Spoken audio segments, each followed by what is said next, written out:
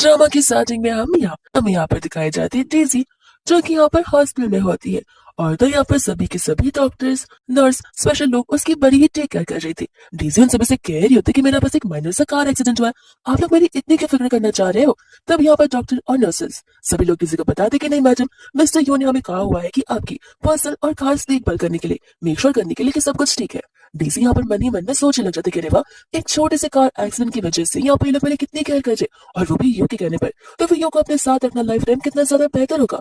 और अगर मैं ऐसा करूं कि मैं सब कुछ भूल चुकी हूँ, तभी ये लोग क्या करते हैं मैं देखना चाहती हूँ। इतने में हम यहाँ पर यू को देखते हैं, जेनी को देखते हैं, और तो यू के भाई मिस्टर किम को देखते हैं, जो कि यहाँ पर उस रूम में आ रहे होते हैं। डीसी यहाँ पर किम को देखकर सोचने लग जाती है कि ये तो यू का भाई है, जो कि शुरुआत से मुझे पसंद नहीं करता है। इतने में यू जाकर यहाँ पर डीसी को पूछ रहा होता है कि अगर उसे बेटर फील भी हो जाए या फिर नहीं।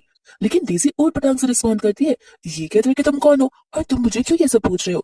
ये सुनते ही यहाँ पर यू को गुस्सा आ जाता है कि आखिर यहाँ पर हो क्या रहा है, और वो डॉक्टर से पूछने लग जाता है। तब डॉक्टर से यहाँ पर उसे कह रहे होते कि सर, हो सकता है यहाँ पर कार एक्सीडेंट की वजह से उनके ब्रेन पर असर गिरा हो, तो पॉसिबिलिटी है कि उन्हें अमनेसिया हो गया हो, यानी कि उन्होंने अपनी याददाश्त खो दी हो। वही दोस्तों यहाँ पर लोगों को और गुस्सा आ जाता है कि अगर उसे अमनेसिया है तो फिर ये ठीक कब होगी। तो डॉक्टर्स कहते हैं कि देखिए, ये तो हम बता नहीं सकते क्योंकि कार एक्सीडेंट में ये चीज होना बहुत नॉर्मल है, जहाँ पर पेशेंट अपनी याददाश्त खो बैठते, हो सकता है कि आज रात या कल सुबह, व्हाट इफ यहाँ पर नेक्स्ट मंथ तक भी उन्हें चीजें याद आ सकती है। लेकिन कभी कभार तो यहाँ पर 10 साल भी लग जाते हैं लोगों को अपनी पास लाइफ के बारे में याद करते हुए।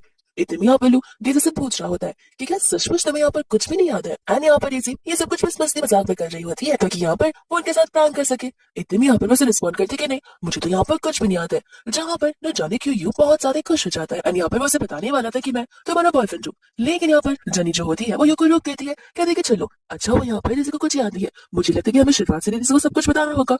एंड यहाँ पर वैसे इशारे करती है। एंड डीजे तो इस बात को सुनकर हैरान हो जाती कि आखिर ये लोग कौन से सच्चाई के बारे में बात कर रहे हैं। जहाँ पर यू उसे कह देता कि ये मिलो, ये मेरी गर्लफ्रेंड जेनी है, और तुम मेरे भाई किम की गर्लफ्रेंड हो।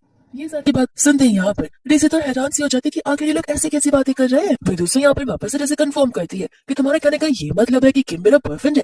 जेनी कहती है कि देखो नहीं, यहाँ पर तो डीसी को कुछ भी नहीं आता है, लेकिन मुझे अच्छे से याद है कि तुम मेरे बॉयफ्रेंड हो। और यहाँ पर वो दोनों एक दूसरे के साथ बड़ी टची होना शुरू कर देते, जहाँ पर डीसी को बहुत गुस्सा आ रहा था क्योंकि यू उसका रियल बॉयफ्रेंड है, और साथ ही साथ में यहाँ पर वो जेनी उसकी बेस्ट फ्रेंड है।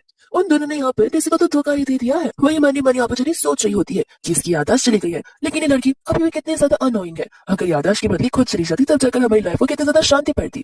यहाँ पर यू किम से कह रहा होता है कि चलो अब किम टाइम आ गया है जहाँ पर तुम्हें डीसी को सारी बातें बता देनी चाहिए। और यहाँ पर किम डीसी के पास चला जाता है, ये कहते हुए कि सही कहा, मैं तुम्हारा बॉयफ्रेंड हूँ। डीसी के दिमाग में यहाँ पर एक आइडिया आता है, वो उसका टाई पकड़कर उसे अपने बड़े क्लोज कर देती है एंड कहती है कि अगर तुम मेरे बॉयफ्रेंड हो तो क्यों ना तुम मुझे घर लेके चलो। जहाँ पर किम तो रेडी हो जाता है, वही दोस्त यहाँ पर जेनी और